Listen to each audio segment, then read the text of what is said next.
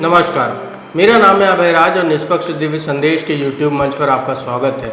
Bulldozer action पर supreme court के अंतरिम फैसले ने एक साथ 3 मोर्चे पर सत्ताधारी भारतीय जनता पार्टी को झटका दिया है।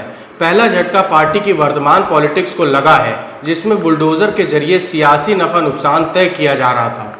दूसरा झटका बीजेपी के उन नेताओं को लगा है जो बुलडोजर के जरिए अपनी छवि सख्त प्रशासक के तौर पर बनाने की कवायद में जुटे थे। इन नेताओं में यूपी के मुख्यमंत्री योगी आदित्यनाथ और असम के मुख्यमंत्री हिमंत बिस्वा शर्मा का नाम प्रमुख है।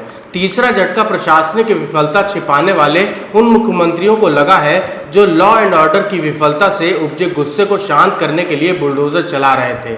जस्टिस BR गवई और जस्टिस विश्वनाथ की बेंच ने एक अंतरिम फैसले में कहा है कि सुप्रीम कोर्ट के आदेश के बिना निजी संपत्तियों पर बुलडोजर नहीं चलाया जा सकता है। सुप्रीम कोर्ट ने कहा कि 1 अक्टूबर को हम इस पर विस्तृत दिशा निर्देश जारी करेंगे, तब तक आप इसे रोक रखिए। सुप्रीम कोर्ट ने यह फैसला जमीयत और अन्य संगठनों की ओर से दाखिल एक याचिका पर सुनवाई के दौरान दिया है।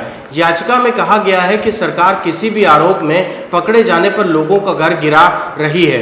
यह अनुच्छेद 21 में दिए गए जीवन जीने के अधिकार का उल्लंघन है।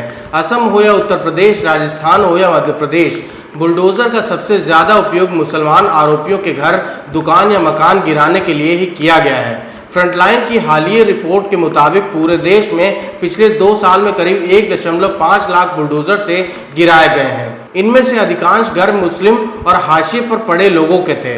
फरवरी 2024 में बुलडोजर एक्शन के खिलाफ मानवाधिकार समूह एमनेस्टी इंटरनेशनल ने एक बयान जारी कर कहा था कि भारत में जानबूझकर मुसलमानों के घर बुलडोजर से गिराए जा रहे हैं। संस्था के मुताबिक पिछले वर्षों में जिन घरों को सरकार ने बुलडोजर से गिराया, उन्हें गिराने में कानूनी प्रक्रिया का पालन नहीं किया गया। एमनेस्टी के मुताबिक उन राज्यों में बुलडोजर की कार्रवाई जोर शोर से हुई जहां पर मुस्लिम एक्स फैक्टर है।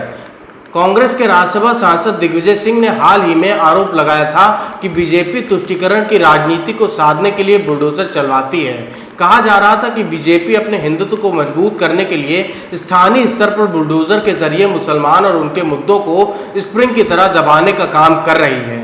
ऐसे में बुलडोजर की कार्रवाई पर जिस तरह से सुप्रीम कोर्ट का फैसला आया है, उससे बीजेपी की इस राजनीति को झटका लगता दिख रहा है। वहीं इस फैसले के बाद स्थानीय स्तर पर अब मुस्लिम सियासी तौर पर मुखर भी होंगे। पूर्व राज्यसभा सांसद अली अनवर अंसारी के मुताबिक अपराध तो दूर की बात, प्रदर्शन करने पर भी बुलडोजर चलाया जा रहा था। सरकार इसका इस्तेमाल राजनीतिक विरोध को रोकने के लिए भी कर रही थी। अब सुप्रीम फैसले से सरकार की नीतिगत फैसलों का लोग पुरजोर विरोध कर सकेंगे। बीजेपी की दूसरी पीढ़ी के नेताओं में योगी आदित्यनाथ का नाम तेजी से उभर रहा है।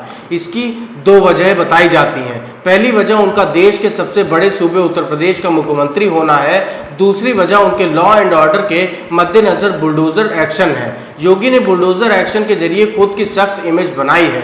बुलडोजर एक्शन की वजह से योगी को यूपी में उनके समर्थक बुलडोजर बाबा भी कहते हैं। योगी भी इसे अपना ट्रेडमार्क बना चुके हैं। हाल ही में बुलडोजर एक्शन पर मचे घमासान पर योगी ने कहा था कि इसे चलवाने के लिए दिल और जिगरा की जरूरत होती है। इतना ही नहीं, योगी अपनी ही रैली में बुलडोजर एक्शन की बखान करते रहे हैं। उनके इस बखान पर दर्शक ताली भी खूब पीटते रहे हैं। लेकिन अब जिस तरह से सुप्रीम कोर्ट ने इस पर रोक लगाई है, उससे योगी को आगे अपने ब्रांड को मजबूत करने के लिए कोई दूसरा रास्ता तलाशना पड़ेगा।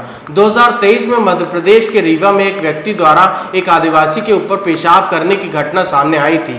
इसका वीडियो वायरल होते ही बीजेपी की सरकार बैकफुट पर आ गई। विपक्षी कांग्रेस समेत कई आदिवासी संगठनों ने इसे मुद्दा बनाना शुरू कर दिया था। लोगों के गुस्से को देखते हुए बीजेपी की सरकार ने तुरंत आरोपियों के घर बुलडोजर चलवा दिए। इसी तरह के कई मामले यूपी, उत्तराखंड, राजस्थान और असम में देखे गए।